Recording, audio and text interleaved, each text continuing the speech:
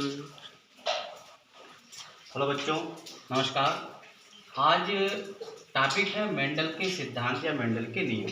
तो इससे मेंडल के नियम और सिद्धांत पढ़ने से पहले हमें कुछ टर्मिनोलॉजी पढ़नी होती है जेनेटिक्स संबंधित।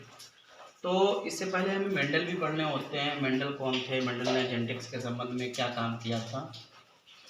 तो इसके लिए मेंडल के बारे में हमने 60 वीडियो अपलोड किया था अपने यूट्यूब चैनल पर, तो उसे आप जाकर देख सकते हैं। तो मेंडल एक साइंटिस्ट थे जो एक चर्च के पादरी हुआ करते थे। 22 जुलाई 1822 में इनका जन्म हुआ था। 1884 में इनकी मृत्यु हो गई थी। और इन्होंने जो नियम दिए थे, मतलब जो भी काम किया था, वो गार्डन पी पर था, जिसका वैज्ञानिक नाम होता है पायसम सटाइवम। क्या नाम होता है बच्चों? पायसम सटाइवम होता है, वैज्ञानिक नाम होता है उसका पायसम सटाइवम। तो पायसम सटाइवम के इन्होंने 7 पेयर लिए थे। जो भी कैरेक्टर लिए थे वो 7 पेयर में लिए थे, अर्थात वो प्रभावी और अप्रभावी लक्षण थे, अर्थात आप कह सकते हो तुलनात्मक लक्षण थे। तो मेंडल के बारे में एक 60 वीडियो अपलोड किए हैं अपने चैनल पर, तो आप उसे जाकर देख सकते हैं। तो मेंडल के सिद्धांत या हम नियमों की बात करते हैं तो मेंडल के नियम या सिद्धांत 3 हैं। पहला नियम है प्रभाविता का नियम, और दूसरा नियम है पृथक्करण का नियम, और तीसरा नियम है स्वतंत्र अवयवों का नियम। ये 3 नियम हैं।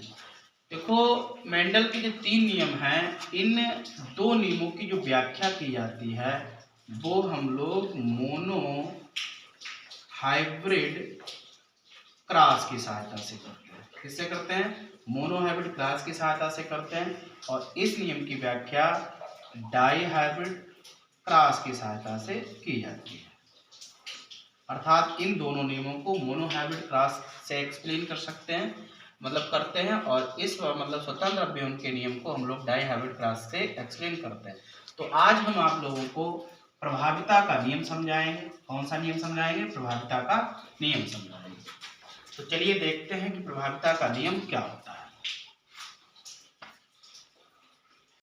तो आज हम लोग पढ़ेंगे प्रभाविता का नियम, जिसे इंग्लिश में हम लोग बोलते हैं लॉ ऑफ डोमिनेंस।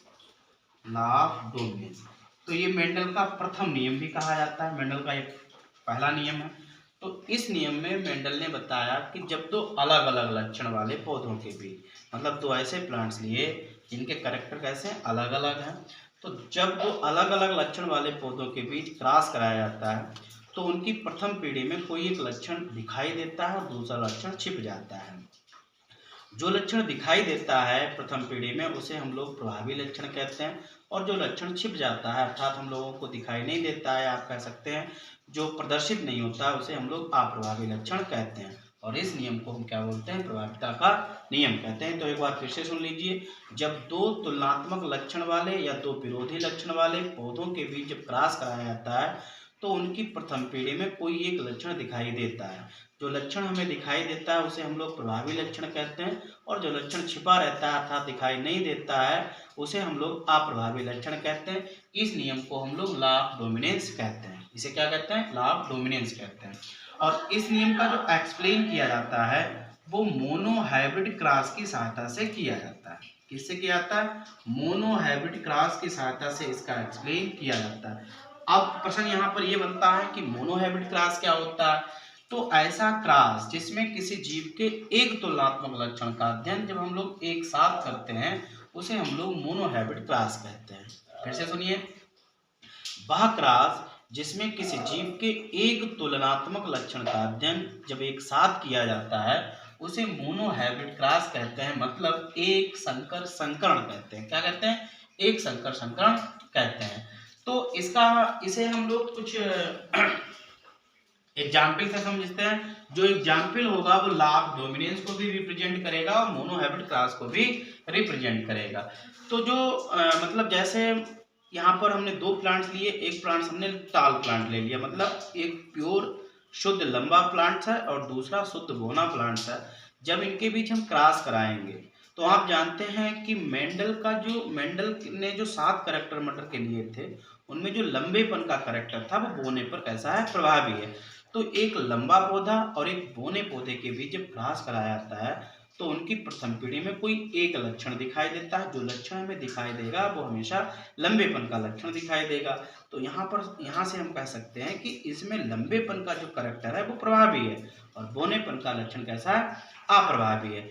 तो जब हम प्रथम पीढ़ी की संतानों का सेल्फ पॉलिनेशन कराते हैं तो प्रथम पीढ़ी में हमें 3:1 के अनुपात में हमें प्लांट्स प्राप्त होते हैं। 3 लंबे पौधे होते हैं, 1 बोना पौधा होता है। जो 3 लंबे पौधे हैं उनमें से 1 शुद्ध लंबा पौधा होता है और 2 संकर लंबे पौधे होते हैं।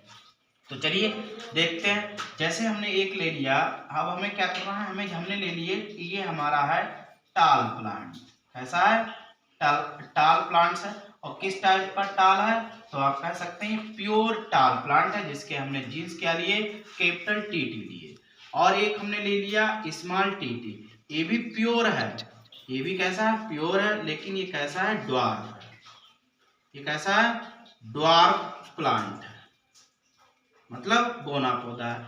अब इनके बीच क्या कराना है, हमें क्रॉस कराना, तो हमने क्रॉस करा दी।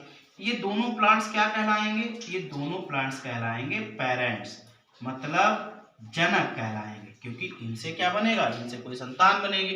तो जो संतान बनेगी, मतलब संतान रूपी जो प्लांट्स बनेगा, तो उसी संतान रूपी प्लांट्स के क्या कहलाएंगे, माँ बाप कहलाएंगे, अर्थात जनक कहलाएंगे।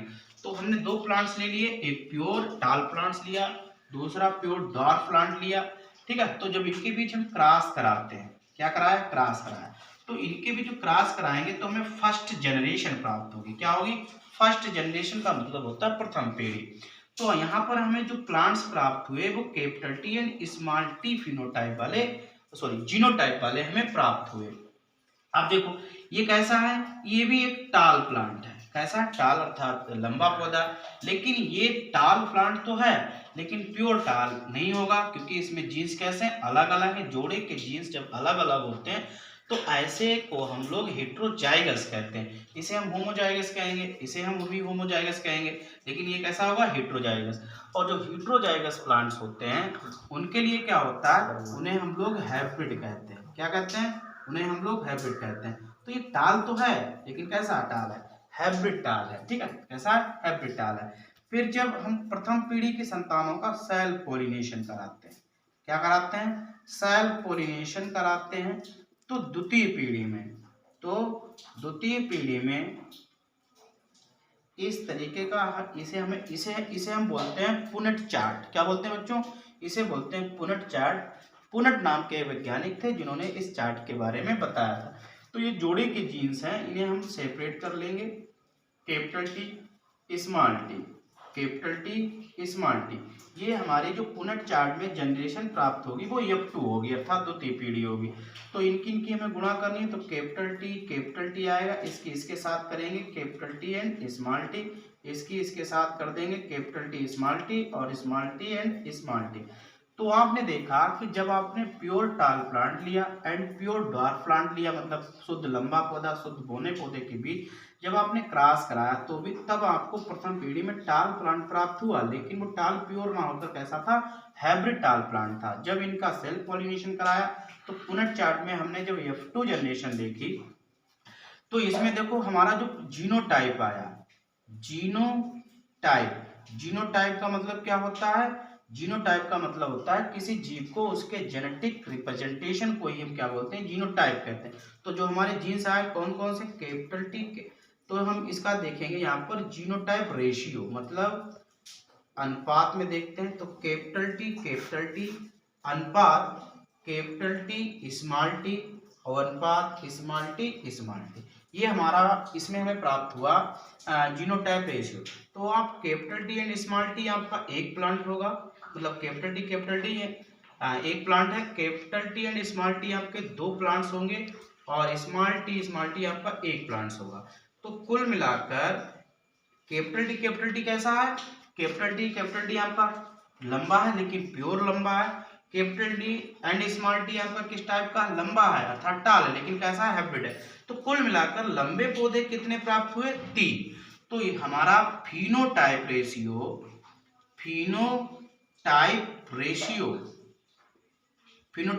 क्या होता है, किसी जीव की भौतिक संरचना जिसे हम लोग आसानी तक आसानी से देखकर बता सकते हैं कि मतलब उसमें कौन से करैक्टर हैं, मतलब वो किस टाइप का दिख रहा है। तो कुल मिलाकर हमें लंबे कितने प्लांट्स प्राप्त हुए, 3, और बौना कितना प्राप्त हुआ, 1। तो एक संकर संकरण का, या आप कह सकते हैं कि लॉ ऑफ डोमिनेंस का जो फिनोटाइप रेशियो होता है वो 3:1 होता है।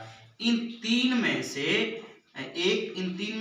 एक प्लांट्स कैसा है, प्योर टाल प्लांट है, और इन तीन में से दो दो कैसे टाल है, हाइब्रिड टाल प्लांट है, ठीक। और एक आपका कैसा है, ड्वार्फ प्लांट है। तो ये था आपका प्रभाविता का नियम, यानी कि मेंडल का पहला नियम। तो इसे आप देखिए, और कोई दिक्कत हो एक बार फिर से एक्सप्लेन कर रहे हैं। इन्होंने क्या किया, अपने प्रभाविता के नियम को एक्सप्लेन करने के लिए मेंडल ने एक प्योर टाल प्लांट ले लिया, एक ड्वार्फ प्लांट ले लिया। इनके बीच जब क्रॉस कराया तो ये क्या कहलाएंगे, पेरेंट्स कहलाएंगे। जब F1 जनरेशन आई अर्थात प्रथम पीढ़ी आए तो टाल प्लांट्स प्राप्त हुए, लेकिन वो हाइब्रिड होंगे। जब इनके बीच सेल्फ पॉलिनेशन कराया गया तो पुनः चार्ट में अर्थात F2 पीढ़ी में हमें इस तरीके के प्लांट्स प्राप्त हुए। तो हमारा जो जीनोटाइप रेशियो है कैपिटल टी अनुपात स्मॉल टी अनुपात स्मॉल टी, ये आपका 1 है, ये आपके 2 हैं, ये आपके 1 है। अर्थात ये दोनों किस टाइप के होंगे, दोनों आपके टाल में आएंगे। ये प्योर टाल होगा, ये हाइब्रिड टाल होगा। कुल मिलाकर 3 टाल प्लांट हुए, यानी कि जो हमारा फिनोटाइप रेशियो है वो 3:1 है। तो ये प्रभाविता का नियम था, और इसे आप देखिए, और वीडियो अच्छा लगा हो तो लाइक कीजिए और लोगों में शेयर कीजिए। धन्यवाद।